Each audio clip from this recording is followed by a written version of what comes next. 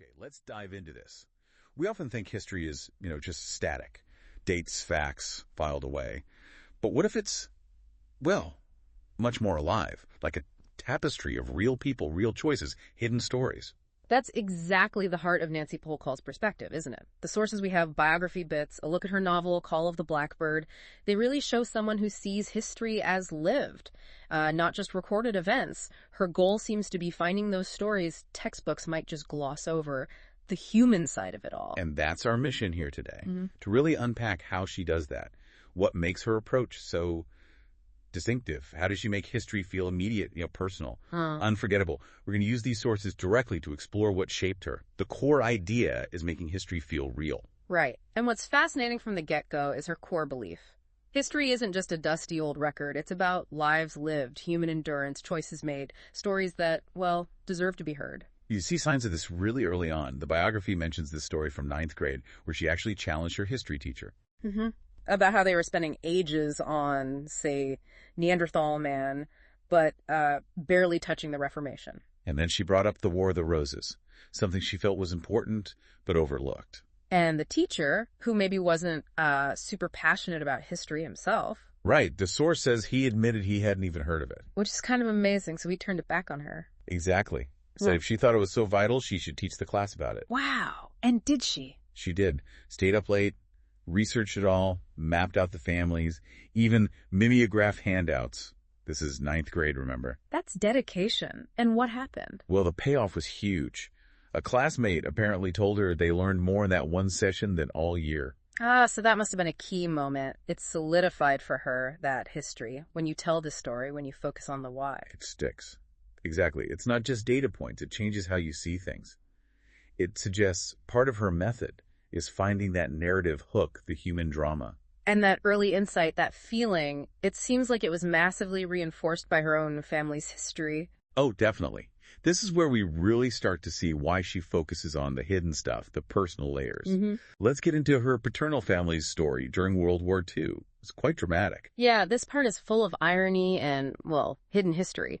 It really shows the complexity she probably learned from. Her paternal grandmother leaves Berlin in 1923. Seeking a better life in America, Yeah, right? But then, decades later, during the war, safe in the U.S., she gets labeled an enemy alien.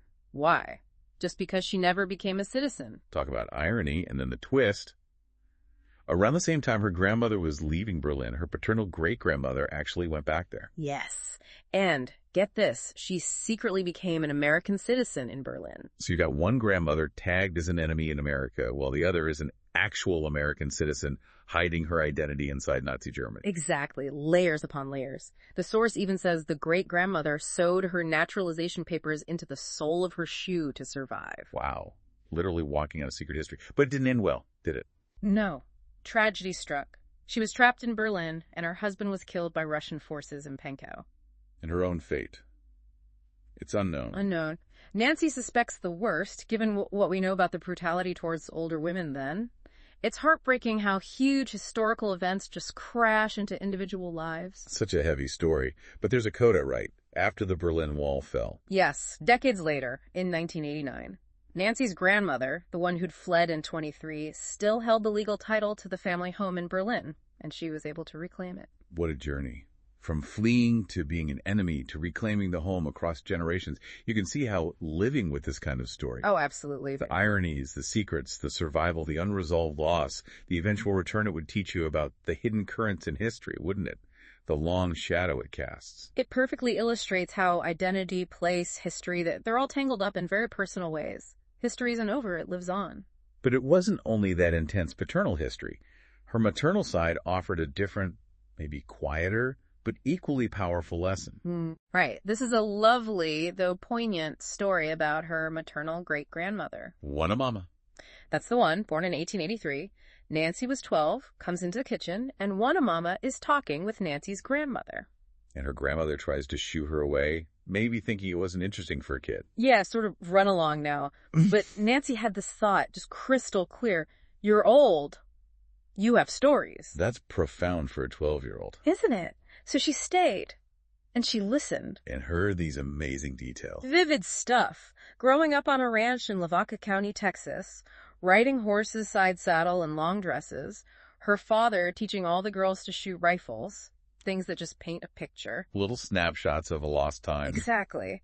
And the really significant part, as Mama talked, even Nancy's own grandmother started hearing things she never knew about her own family. It became this shared moment of discovery. Just by listening. Just by listening. And then the really poignant part. Mama died just 6 months later. Yeah, and that just cemented it for Nancy, didn't it? It must have.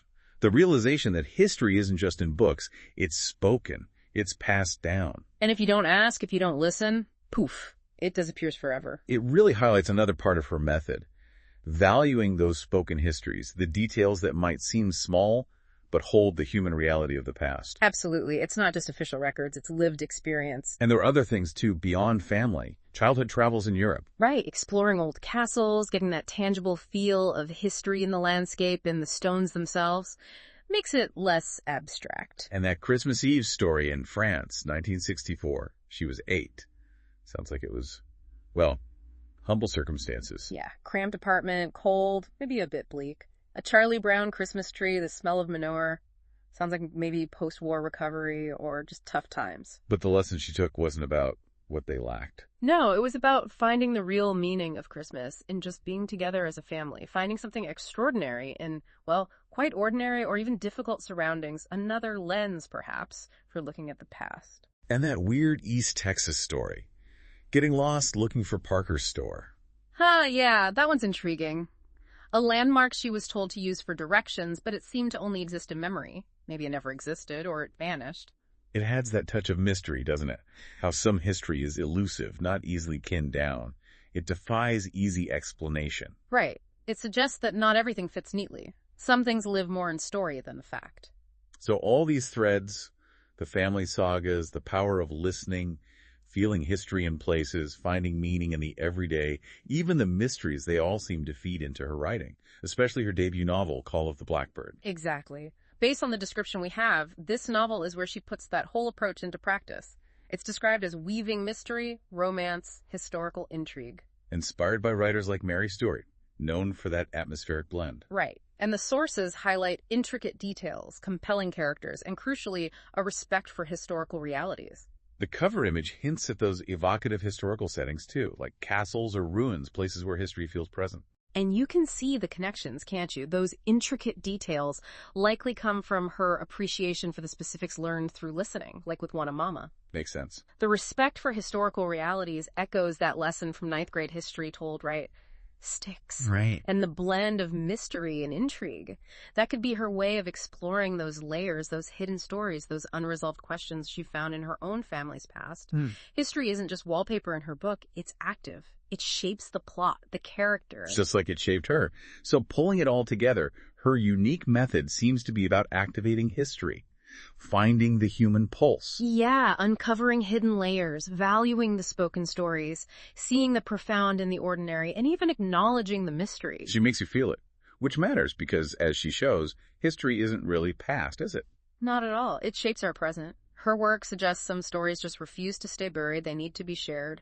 It's clear her gift comes directly from these experiences, challenging that teacher, inheriting her family's wartime saga, capturing one of Mama's fleeting stories.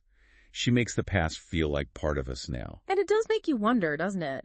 After hearing how much her perspective was shaped by family stories, overheard chats, even strange, unexplained moments. What stories might be hiding in plain sight within your own family history? Or maybe in those small, everyday moments you've lived through? What could they reveal if you really listened? Perhaps a whole new way of seeing things, or even a story only you can tell.